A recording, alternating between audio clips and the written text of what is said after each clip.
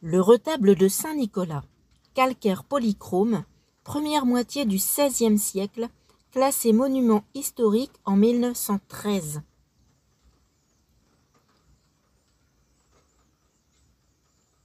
Les reliefs en pierre calcaire polychromée proviennent de la chapelle de la Belle-Dame, détruite au 1er siècle et située en bord de Seine à proximité de l'auberge du même nom.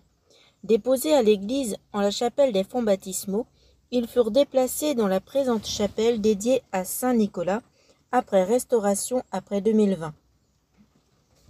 Né en 270 en Asie mineure, actuelle Turquie, Nicolas de Myre fut ordonné prêtre en 300 par son archevêque de Myre, remarquant sa grande vertu.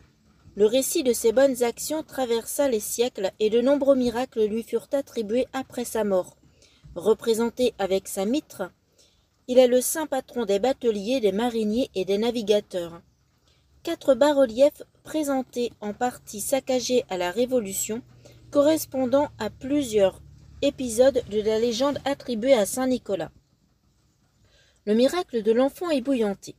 Devant les portes d'une ville en arrière-plan, 7 personnages, dont Saint Nicolas au centre, sont réunis autour d'un enfant, dans une bassine remplie d'eau.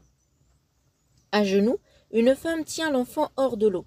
Cette mère aurait oublié son enfant dans une marmite en vue de sa toilette, en se rendant à l'église pour célébrer Saint Nicolas.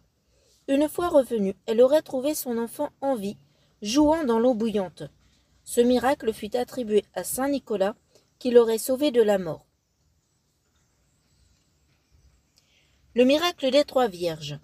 À gauche, 3 femmes sont en face à Saint Nicolas, qui leur tend une pièce d'or.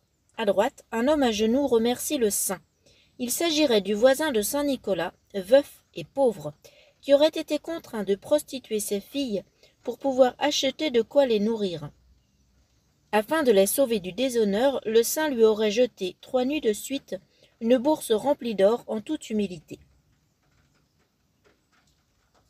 Le miracle des marins dans la tempête. Dans les flots agités de la mer, Saint Nicolas rassure des marins.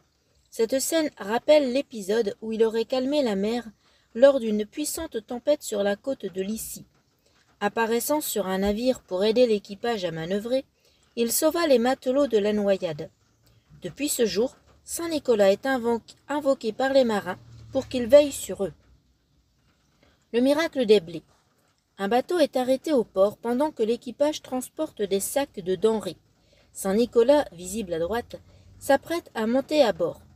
Pour sauver de la famine les habitants de Myre, Saint Nicolas se serait rendu dans un port voisin. Il aurait convaincu les matelots de se décharger de quelques sacs de grains afin d'alléger leur embarcation en leur promettant une bonne traversée malgré une violente tempête. Les marins arrivèrent sains et saufs à Constantinople avec la même quantité de blé qu'à leur départ.